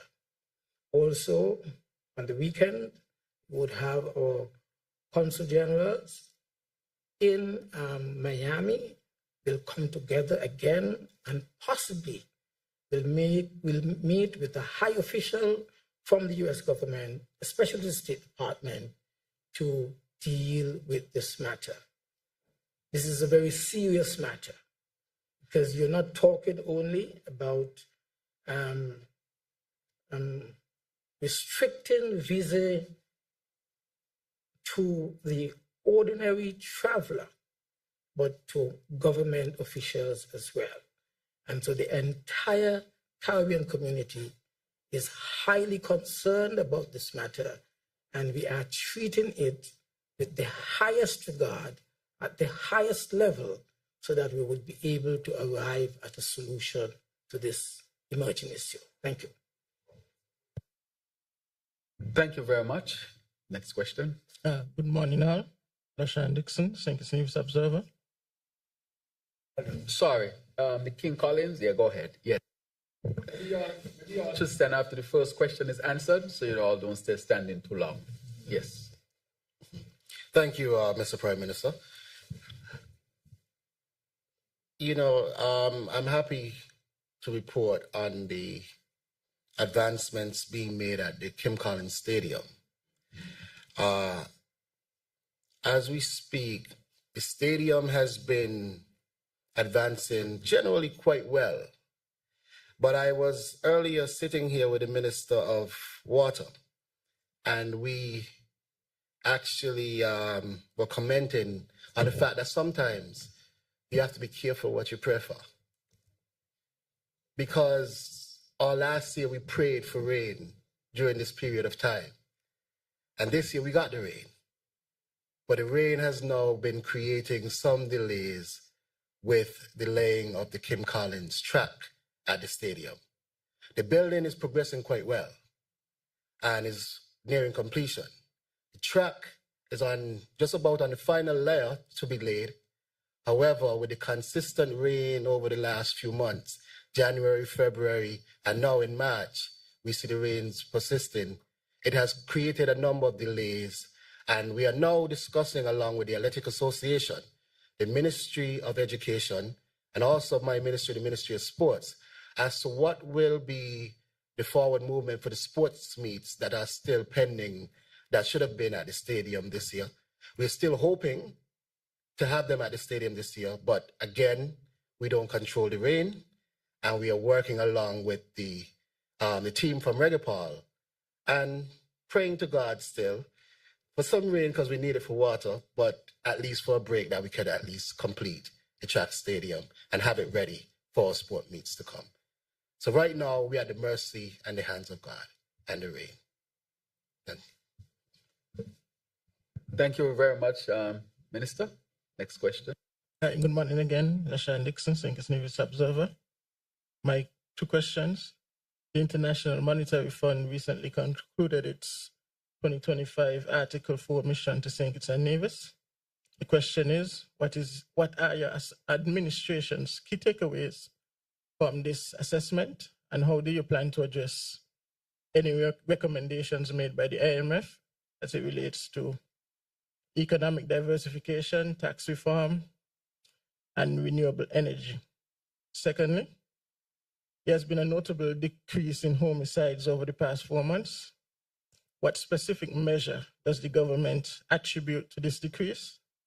And what is being implemented that this trend not only continues now, but in the long term? And can I get a final question before we wrap? Okay. Last year, the government announced plans to honor Mikhail Louis with the naming of a stadium at Warner Park and a road in his honor. However, today, that none of those commitments have been fulfilled. Can you clarify why there has been such a delay and whether these promises will still be honored and when? Thank you. All right, thank you very much. I will touch on the first two there concerning me. With respect to the Article 4, the IMF report, as you know, we were engaged in that, and the IMF speak to a number of things, what we have done well, challenges, and other things that we should work on. I want to say clearly that we have taken the IMF's recommendations very seriously in terms of consolidation and so forth. In terms of the tax regime, some of which we would address without bringing any extra burden to our people. Now, when you look at the IMF report, we expect that there would be growth this year because the economy, as I told you, this year is our year of recovery as we transition our economy to end the heavy dependence on just the CBI program. And so we intend to take a number of measures. One, with respect to renewable energy, they ask that we do it as quickly as possible, which we have been working on since day one. And I want to thank the Minister of Energy for his work on this one. We have now secured the funding to do the drilling for the geothermal project. And the Premier of Nevis has spoken to this.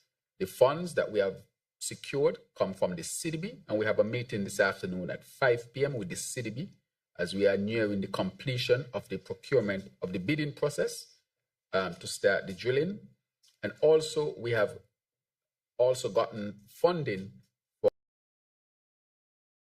from the Saudi Fund for Development. And I want to thank the government and people of Saudi Arabia and its leadership for partnering with us in our energy sector. The Saudis, as we know, they are also helping us with our brand new generators to be installed here, and they're now partnering with us to get the geothermal done, which I think would be down to the benefit of all of our people. And with respect to renewable energy, we have a number of very good positive investment opportunities to be had. And I know that the Minister of Energy and his team, they are pursuing that. So we expect to see very positive results from that as well. So we'll continue with respect to the IMF report to strengthen it. If you look at the IMF report and you look at where we have come from, for example, with respect to the National Bank and the recommendations for the bank, we have strengthened the National Bank. With respect to the Social Security, I have begun the conversation. Social Security has started the conversation to make the necessary changes. We take these recommendations very seriously because for the longevity of our country, we want to make sure that we are set on a solid foundation. So we have done those. The other one that the IMF spoke about, the Development Bank, the IMF did its own assessment, and I had been reporting to our people the state in which we found the Development Bank. It is sad. Don't even have an audit to speak to international funds to help us to access financial resources to help our transition to a sustainable island state. But we'll continue to work to reform the Development Bank so that it can be an institution never to be bastardized again. Never to be bastardized again. And so we are working on that. As you know, with respect to the SIDF, where the former Labour administration, led by Dr. Denzel Douglas, Right Honorable, about $300+ million was left in raw cash, plus what was to come in. A total of over $400 million was spent from the SIDF. Not this, I'm not talking CBI program. I'm talking the SIDF as a fund. Over $400 million spent, nearly $500 million, and the country not informed. Now we are doing all the forensic audits. The more we dig is the more we find. This seems like a bottomless pit. How can you spend over $400 million of people's money and not inform the people? Again, it is a serious problem with no audits to show. However, that is affecting us as well because that money should have been placed in a sovereign wealth fund. And I want to inform that the IMF has given us the framework for our sovereign wealth fund, which we will implement this year. So that when we raise capital again at a national level, we can put it in that fund. And that fund is set up in such a way, or will be set up in such a way, to make us more resilient and make us more stable. We have lost a tremendous opportunity of bastardizing $400 million and not telling the people, how is this possible? Each time I talk about it, I get a little emotional about it. Because almost $500 million and you don't know about it. Development Bank, hundreds of millions of dollars, and you don't know about it. I mean, this can't be real. However, this is why the people chose this administration to lead the government. With respect to the matter to do with the security, national security, and crime and violence, let me start by saying that this has been a national effort, even though it was led by myself, the Ministry of National Security, and of course the Cabinet. This has been a national effort, and I want to thank all those who heed the call to come together, including the different political parties, including our private citizens, the private sector, such as the Chamber of Commerce and Industry, the people our ordinary people who showed up at the consultations and gave their input. I want to thank the leadership of Elevate for its work, the leadership of the police force, the defense force, the leadership at the level of the prison, social services, the task force that has been put together to deal with this matter. A lot of entities and people have been involved, and so I want to encourage the society to continue to be involved. This is the last thing I will say on this, that the only way you can deal with a national issue like this is to bring everybody together. If you don't bring everybody together, this is not an issue you can effectively deal with. So this is a national effort that has brought about the best result that we have seen in the whole of the Caribbean and the Caribbean. I told the people that if we were to come together and implement the strategy dealing with crime and violence from a public health perspective, the results will surprise you, because it's scientifically based. You just need participation and commitment of all. And never again should you ever listen to anybody who tells you that he alone or she alone or they alone can do it by themselves. They will be fooling you. So we don't need to go down the path of corruption and be corrupt about how we want to deal with it. We know that when you introduce money in a corrupt way, you end up with situations like El Salvador, Ecuador, Jamaica, Trinidad, and so forth. I warn the country that we should not go down that path, that we can choose a holistic, wholesome path, get better results, and we don't have to be corrupt. So I hope the results of the all of society approach, the public health approach, where everybody should take credit, that would always remain with us as the most viable pathway to dealing with crime and violence. So I will say to you, I point out the strategy in terms of the public health approach, calling everybody together, but just to say that it is a national effort and all of us deserve some of the credit, and I encourage us to stay on that path. But just to say specifically, we'll continue to work, change laws appropriately, strengthen, elevate our prison program. There's a lot of things that we are doing. This is not by accident. A lot of things, positive things are being done by multiple agencies, organizations, and people across the Federation. And we intend to continue to strengthen all of these efforts, because the goal is to create a sustainable island state. It means safety and security. It means water availability 24/7.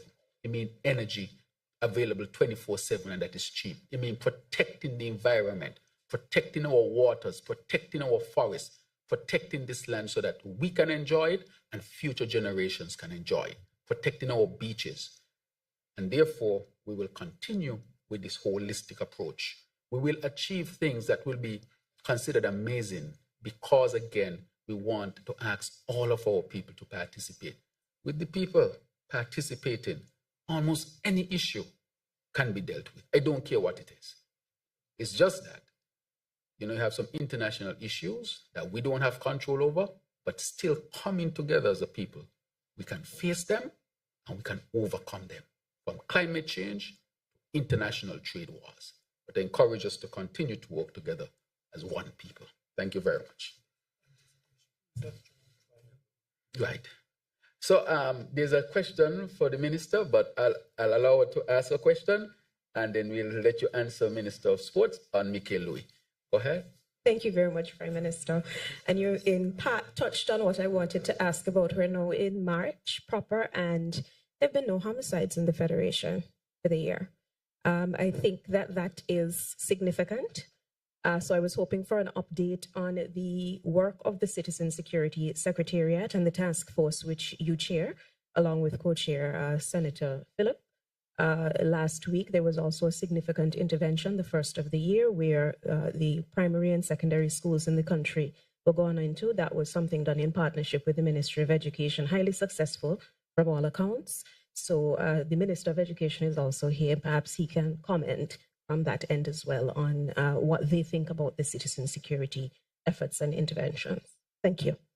Thank you very much. Since I spoke to security and your question is in line, I'll ask Minister Iselin Phillip to answer that question. I want to point out that, let me just give a little background.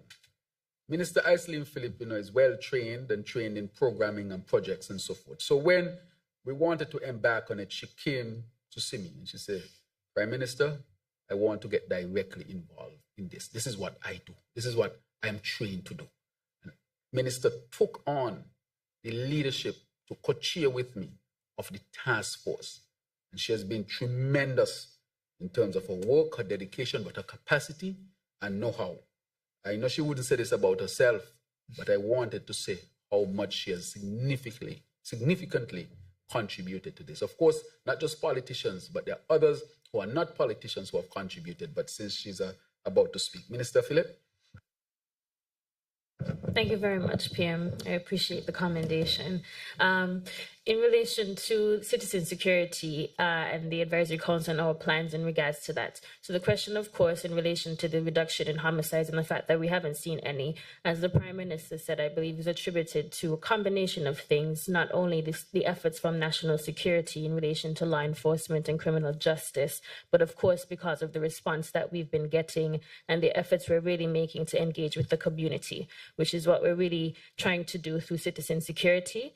By making sure that we have very strong community engagement. So we do have all hands on deck and everybody taking responsibility for making sure that we can, in fact, create peaceful and safe societies and communities. In terms of plans moving forward, we would have launched the 90-day campaign last year to where we started, and we went into the communities for community conversations to get everybody involved and sharing their own views. We do plan to continue this year by re-engaging the communities in a different way, where we hope to really be able to be responsive to some of the needs that the communities expressed. Of course, we want to continue working very closely with national security because they do have the information and data as to which communities and which areas are hotspots for criminal activity and have more of a proclivity towards violence. And we want to also continue with the partnerships with the Ministry of Education because, of course, as the Prime Minister says, in terms of applying the public health approach, we do need to be able to interrupt the transmission of violence where it starts, and it's among our at-risk youth and children. And so we want to make sure that we can strengthen the partnerships with the Ministry of Education by being able to continue with data collection, which is very important, so that we really understand the issues and the challenges and the problems so that we can, in fact, create interventions. And we want to be able to continue creating interventions in partnership with the communities, with the private sector, with all citizens, and also to be able to empower non-governmental agencies to be on board in supporting the efforts. This is really definitely most literally an all of society approach, and that is really what we will be consistently pushing and pressing as we continue the work of citizen security while national security continues its work with law enforcement. Thank you. Thank you very much, Minister. If you were to speak on everything, it will take you a year. Thanks for your brevity. I'll now turn it over to Minister of Sports. Yes, thank you again, Honorable Prime Minister. Just to touch briefly on our superstars, Mikhail and Jeremiah Louis. Last year, we collectively decided to honor them for their ascension to the West Indies cricket team and their commendable work in the area of cricket. And we identified a number of areas which we wanted to honor them. We have indeed delivered on a number of those, but there are two outstanding areas. The ceremony that will highlight which stadium will be named after them, and the ceremony to highlight which road. Of course, when you're naming stadiums and roads after individuals, some deliberation must occur because you have to identify which ones and ensure that there is some buy-in in terms of those selected. And we have actually been discussing activities this year. As we know, Australia is likely to be playing here in St. Kitts and Nevis in July. And we do have CPL this year again. And we believe somewhere between those events, we will be able to honor our superstars and make sure that the world is present while we honor them. Thank you. Yeah, there was one more question, but with respect to education and its participation with citizen security. But I want to say that the task force is made up of a number of ministries and entities, and education is one of them. So the minister can touch on education's input. Thank you very much, Honorable Prime Minister. As you rightly said, we have a representative in the PS who sits on that committee, but my brief contribution is just to join with Ebony in congratulating the entire team, because on all accounts, it was a tremendous success. All schools supported. Matter of fact, some schools went out of the way in putting on almost literally a concert. And the simulation exercises that they presented, we are definitely moving in the right direction. And the Ministry of Education continues to support this initiative, not only just for the day of interruption, but as a messaging throughout the entire teaching from 8:30 to 3:30. Thank you very much, Minister. Good afternoon, Glenn Batt again. Now, I'd like to pose this question to the Minister with responsibility for education. There are murmurs beginning to build again with regards to the Basti High School, how long it has been taken to get some kind of construction going. Perhaps if the Minister can explain what has happened so far, what has transpired, and what are the expectations that the general public should be aware of for 2025. Next, just like a clarification from the Minister with responsibility for water services.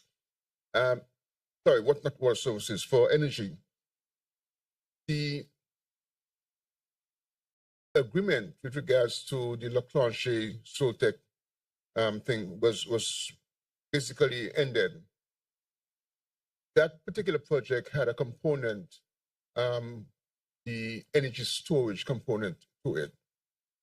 In the new arrangement with the assistance of the Republic of China and Taiwan, that new solar energy project, does it have a solar component? And talk to us about the capacity of the plan that is being proposed. Thank you very much. I think we can start with the last question. Allow the Minister of Energy to respond. Thank you very much. All solar energy projects that we're pursuing with potential developers will have an aspect of battery energy storage. This is important for a number of reasons. Importantly, to provide stability on the grid. One of the lessons learned from around the Caribbean is that in some countries they had major uptick of solar panels without any battery storage. Now, because we are small and because those panels are concentrated in a small area, a single cloud cover like today can mean that a farm that is producing 20 megawatts of power this minute can produce literally 2 megawatts of power the next minute. If you have that type of drop-off of solar power to the grid, you can destabilize the grid.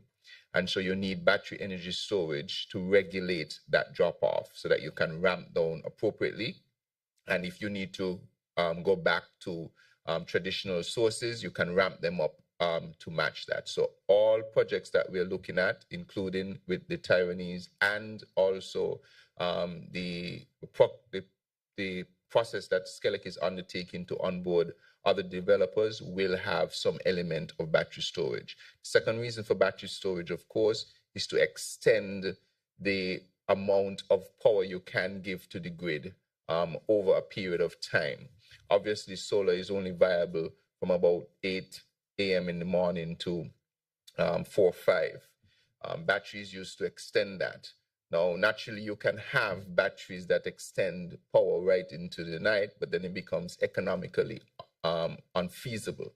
And so there has to be a balance as to how much battery you will put into the system to ensure that the cost point stays at a particular point. So that analysis is being done to ensure that any developer that we bring on is properly guided as to how much solar and how much battery. But every project that we're looking at will have to have some element of that for the purposes of stability. That even includes wind as well. Persons think sometimes that wind is consistent. I would want to remind you, recently we had an uptick in wind. I don't know if you remember, we had about 3-4 weeks where the wind was incredibly high. And today is particularly very still. This similar thing, not on the same scale, but you need to have some stabilizing element to ensure that the power being put onto a grid that is so small in our case, because our grid size is about 30 megawatts. If you simply have a 15 megawatt plant of any size, and that cannot operate consistently, it destabilizes the entire grid, compared to if your grid was 100 megawatts and you had that same 15 megawatts that goes offline. That's only a 15% problem. So all of them will have some energy component in varying levels to ensure stability and the ability to extend the renewable energy that's available to us. Minister, before you turn off your mic, can you just go into 2-3 minutes, speak to the new meters and what that would mean? Right. So the new meters are going to be transformational for our energy sector in a number of ways.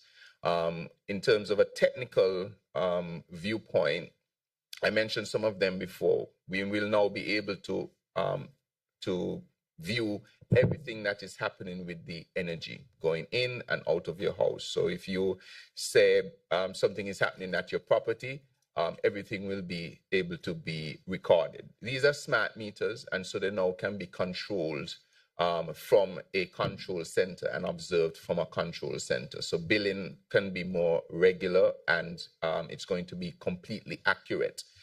So we will eliminate the issues of errors associated with reading the meters. I think the Prime Minister wants me especially to talk about the fact that very shortly we should be unveiling our feed-in tariff policy, which will mean that you can invest in renewable energy products at your home, whether it is even a small wind turbine or whether it is solar panels, and you can get into an agreement with Skelec to produce energy for Skelec. You sell all of it to Skelec. That is the particular framework we're looking at. And then you will buy the remainder from Skelec. So it's quite possible you can sell more than you ever need to buy, so you don't have a bill. And so this meter will allow for us to be able to do that and record it properly and observe everything associated with your renewable energy setup. Also, of course, the new meter will allow you to manage your electricity bill even better, because you can decide that this month I'm going to put, if you have a prepaid arrangement, there will be a possibility of a prepaid and postpaid arrangement, just like your mobile phone. You will decide if you want to put on $100 this month, and you manage that how that $100 is used.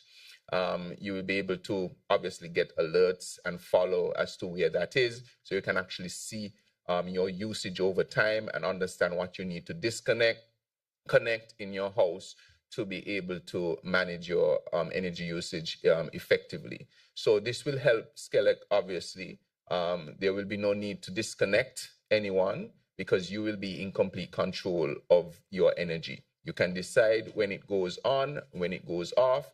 That's all up to you. So there are many, many advantages to this AMI. And as I said, we're now well advanced in this. The rollout is going to be this year. And so it will coincide with your now ability to sell a certain amount of energy to the grid and be part of the renewable energy revolution that is going to be taking place in our federation. Thank you very much, Minister. That is good news to me as well. I want to now ask the Minister of Education to respond to the question on the Basti High School. Thank you very much, Honorable Prime Minister, and thank you very much, Mr. Bat. And I must remind you, even though I know you know, that I have been the minister just for 2.5 years, and we waited for eternity for Basti High School promised 7 years prior to our introduction into government, and $21 million would have been invested with no results. Yes, $21 million. But since my in-office action, over a year and a half ago, work on the Bastia High School would have started. The necessary consultations were conducted. The designs were shared with the leadership of the Bastia High School, their PTA, and I shared it as well with the general public in one of our parliamentary sittings. We are at the point now where all of the information that would have been needed for the EIA or the ESIA, the new version, we are ensuring that all of the bases are covered. Because we must and we will do it right. Get it right and do it right. So in quick time, the nation will be seeing more action on the site of the Bastia High School. As the schools requested for their sports days, we honored that. The last one, I think, was Sunday, which was Washington Archibald High School Sports Day. Now that the grounds are totally released, we are going to see action in quick time. And one of the things I bring to the general public, again, as I said it before, and will continue to repeat it, 95% of the workforce for the Bastia High School will be all local workforce. And after the completion of the Bastia High School, we all would be pleased with the structure that will be there, because it will be one like none other in the region. We will deliver on the Bastia High School. Thank you very much for your question. Thank you very much, Minister. Happy to hear that activities are taking place on the ground of the Bastia High School. I'll now ask the next reporter to ask his question, journalist. Devon Cornelius, just a follow-up to the Attorney General and the Minister of Education, beginning first with the Attorney General. With regards to the number you gave with the sham marriages, how will the ministry, and this has to do with national security as well, how will the Ministry of National Security and the Ministry of Justice and Legal Affairs and the Electoral Commission address that issue where 1,200 people have reportedly become registered voters after engaging in a sham marriage? And to the Minister of Education, what exactly are those challenges with the investor, and how confident are you that the project is going to move forward as it relates to the climate smart homes? Thank you. Thank you very much. So I will turn this one over to the Attorney General. So there are provisions in the Citizenship Act which allow the minister with responsibility for citizenship to revoke citizenship if it is determined that it was obtained by fraud. Now, from a practical perspective, it is extremely difficult for any government entity to resolve 1,200 potential fraudulent marriages in a short space of time. So all I will say on that is that you need to give the ministry some time to work. It's also very difficult to get the evidence. So I'll give you an example.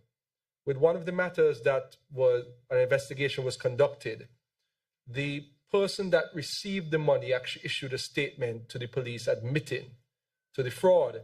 And in the document, the person said, I paid $8,000. I was paid $8,000 to marry this woman, and I attended at an office for my wedding. And after the vows were taken, I asked to kiss my wife, and she said, no. That evidence we only have because somebody came forward and voluntarily provided it. Now, it's very difficult to conduct investigations and get evidence when you don't have that voluntary evidence being provided. So that's why I gave that example, so you could understand that it's going to be very difficult to unravel that more than $1,000 mess that we met. But time will tell. No, sorry, 1,000+ persons, sorry. No, it was 8,000, between 8 and 11,000 was the going rate, apparently. And I was informed that some people would get married, take their money, divorce, and then find another person to get another 8,000. It was a very, very lucrative industry for many people, unfortunately. But it's going to take a little while to unravel because it's very complex and it's very difficult. What has been done, though, as a policy, because what has been recognized is not just the persons who with sham marriages who were registering to vote.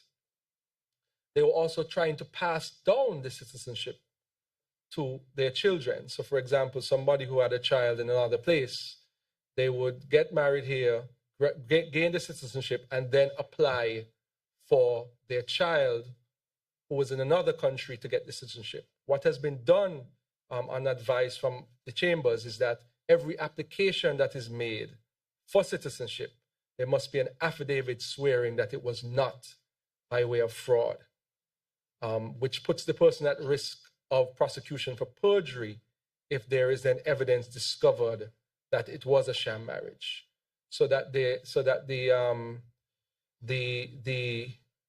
fruits of the rotten tree don't continue.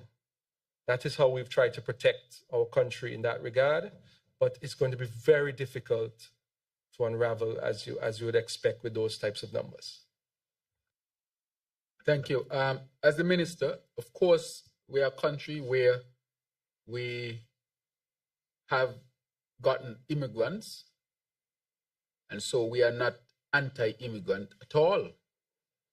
However, we want that laws, just like any other country, to be respected. And so when it comes to something like marriage, which is in our country is something that is considered to be holy, we want people to enter that institution with the respect that it should have.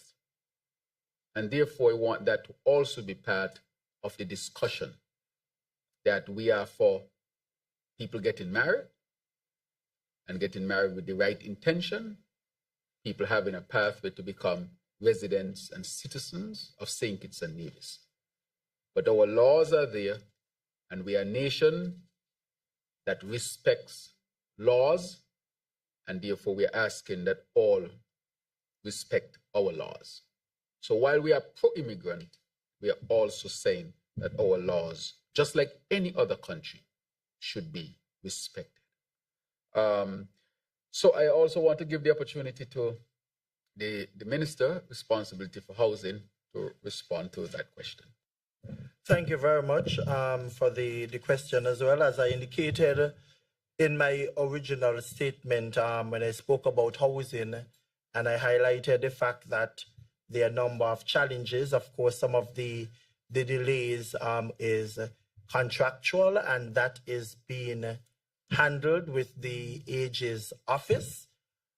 But I can give you the assurance that all is being done to resolve this matter, and we are committed in delivering the homes for our people. And as I said before, NHC continues to build homes almost on a daily or monthly basis. We are now at the 140 plus mark with those. And even yesterday, I had the privilege of walking through 4 apartments building on East Street, and another 4 is under construction. And over West Street, you have the complex there as well. So we are delivering for our people. And I would say in our governance, there will be challenges.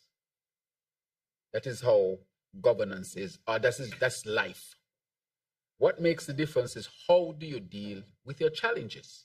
We were very prudent in building up. There is a challenge, and as the minister has said, he's working through the challenge. However, we have not stopped building houses. And we will continue to push along. He's a very competent minister with a tremendous amount of experience in government. I think he's the longest serving, besides our senior minister here, as a civil servant. And so he's obviously moving along to resolve this particular matter. Nonetheless, he has the support of the cabinet to continue to build houses. And just yesterday, he had an excellent walkthrough in a new type of development in the Bastia area in East Street, I think it was, where you can see multi-floor building with, I think, 4 good-sized apartments or housing areas so that families can occupy, and he's building more, and houses are being built as we speak. So it does not stop us. We're going to continue to push forward and resolve whatever challenge is there. As I said before, we will be transparent and open. I think people understand that life sometimes can have its challenges, but how do you overcome them? And this is what the minister is definitely doing with the support of all of his colleagues. So I hear that this is the last question, and I'll turn it over to you. Okay, yes. Ralston Rankin, Sugar City FM. Once again, my final question, and this is the last question. And it's directed to Honorable Samuel Duggins. What is your ministry or the government doing, concerning the livestock owners? Because we've noticed accidents happening with livestock owners, and, there's no way of finding out who, these animals belongs to, so that they can be held accountable. Because I noticed in certain countries, they would brand the animals, and that brand would, direct to the owner, and that way you would find who the person is responsible, because a lot of accidents has been, occurring due to the livestock. Recently we saw one, I think it was a pickup or something, guy run over 7 sheep or goats. Everybody's still wondering how that happened. And, also, I know you're probably in your closing remarks, can you give an update as to the Tabasco plant? And that's it. Minister of Agriculture. Yes, thank you once again. And Rankin, thank you for those questions. Regarding the incidents with livestock, there are 2 issues there. One, that we do have livestock that are unowned, naturally roaming in Nevis. Particularly, you have the donkeys. You do have some wild pigs, wild sheep, wild goats that are not directly registered to any particular farmer. And that is something that we have to contend with. But that presents a number of challenges, because you don't just want to remove all of them from the ecosystem either, because they keep a delicate balance. So how do we manage that? The other part is for registered animals. We do have a registration process at the Department of Agriculture, and we have been amending our laws and regulations.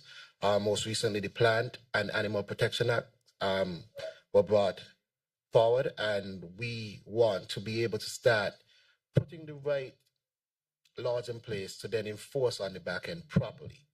Because the truth is, we can't have animals just freely roaming the road in the country, because they pose a number of challenges to our drivers and pedestrians alike, and households as well, and importantly to our farmers, because the sheep go into cattle grazing grounds, eat down the cattle grazing grounds, and they go into farms, eat down farmers' produce. So we must have some kind of control, and we are working on the legislation to be able to have a robust framework to enact that control. And that's where we are currently. But we also encourage the livestock farmers to keep greater control of your animals. Yes, we understand that they need to graze in some cases, but that could be managed. And we encourage all livestock owners to manage the grazing of their animals as well, while we work on the laws to be able to enforce that properly. Yes. you can also touch on the Tabasco project. Yes, regarding the Tabasco project. So far, we've done the experimental plot, and we see some really good results. We had the expert from Tabasco here just last week, and they are quite impressed with the results that they are seeing in St. Kitts, and they have indicated that we have a bright future ahead for our growing in this regard. We are now rolling out the actual production sites, and we have been acquiring some land. To date, I think we have acquired over 100 acres of land to put into production for Tabasco peppers. It's a 3-month process to harvest, and we are hoping by the end of this year that we will be exporting agriculture produce for the first time in a long time to the United States. And so that project is ongoing and going very well.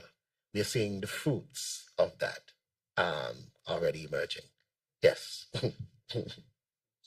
Thank you very much, Minister. Just to say that every 10 acres, every acre is 3 to 5 workers. That's what we're told. Yeah, every acre is 3 to 5 workers. If you have 100 acres, you get the idea of how many jobs that will create. And we want to do about 200 acres eventually or more. In addition to that, the minister will tell you we'll diversify and grow other crops so that we can export and supply in larger markets. So agriculture, we are making necessary investment. Food security is critical for us as a people.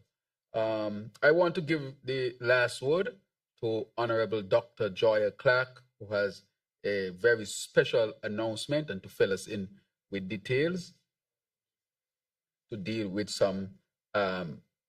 This matter is very high on our agenda as we deal with the issues of climate change and how it's affecting us here in St. Kitts and Nevis in particular, and the region in general, and the world as on a whole.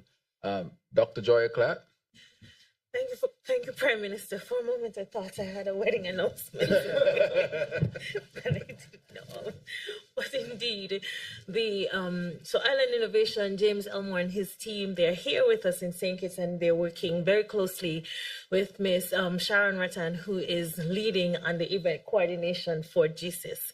We expect to bring 300 persons here to St. Kitts and Nevis for up to 5 days of partnership, a youth forum that the Ministry of Youth will be helping us to mobilize over 100 local participants plus 100 international participants. We intend to have a very special opening day hosted at the Eco Park in partnership with the Republic of China and Taiwan, one of our greatest island partners in sustainability. Also, a 2-day session at the St. Kitts Marriott Hotel, where we will be having a CISA-themed conversation with experts, island leaders, former prime ministers, heads of state. And we're also having a 2-day sub-region summit where the Nevis Island Nation, will be hosting other sub-regions such as Anguilla, etc., to talk about the issues that affect them in terms of climate financing. Importantly, we're having a geothermal summit on the island of Nevis, co-hosted by our Minister of Energy here, as well as the Nevis Island Administration in partnership with SCELEC and NEVLEC. The ministry took on Prime Minister's mandate about conference tourism and sustainability, and we're bringing folks to St. Kitts and Nevis to have a fulsome discussion on everything that matters to us around sustainability. It is not a simple task of mobilizing resources and persons to have conversations and meaningful conversations about sustainability. Importantly, because our island has we have demonstrated our commitment to sustainability. Many of our regional partners have opted to come on board. We have a very, very promising project with Climate Smart Accelerator in the Caribbean, and they're going to be doing a hydroponics project in partnership with the Ministry of Agriculture. Our local creatives, craft vendors, everyone will be on board to showcase not just our mandate for sustainability, but what we have to offer here in St. Kitts and Nevis. Importantly, the Global Sustainable Island Summit would be the third summit that we're having here with the ministry support. We're having the Green Climate Fund in 2 weeks, and everyone knows that the Green Climate Fund is about financing, climate financing. And then we're having ECLAC, which is bringing regional human rights and environmental defenders. And then, of course, we culminate with the Global Sustainable Island Summit in May. But that's not it, because agriculture will also be bringing 350 persons in October for Caribbean Agricultural Week. So St. Kitts is a hot spot, but importantly, bringing island nations from the Pacific, from Europe, from Africa, from the Caribbean means quite a bit, and it's a demonstration that St. Kitts and Nevis intends to become a sustainable island state with partners. And thank you, Prime Minister, for giving us the mandate to do so. Last year, we're here to bring everyone on board. Thank you. Thank you very much, Minister. I want to now say the final word. Not much to say, because I think that the ministers, of course, have answered, succinctly and have given sufficient information. And of course, in their ministries, they would have all the specifics. And as you speak to each minister, you recognize how each minister dominates his or her ministry, portfolios, and so forth. And that is what we're about. But most importantly, no minister can achieve what they achieve without the full support of the cabinet. This is a united cabinet. You can't have the achievements you're having in the area of security without the cabinet support. In the area of sustainability, to bring Island Innovations, which is such a prestigious organization here to our country, without cabinet support. You can't have what is being achieved in agriculture with so much increase in fishery and crops and so forth without cabinet support. Energy, the transformation we are seeing at the quarry, new equipment, without cabinet support, these things can't be achieved. In the area of foreign affairs and trade and so forth, that needs cabinet support. And education with a new Bastia High School, the housing, even though there has been a challenge, continues to build houses. That is because there is cabinet support. And of course, myself as the Prime Minister is because there is cabinet support.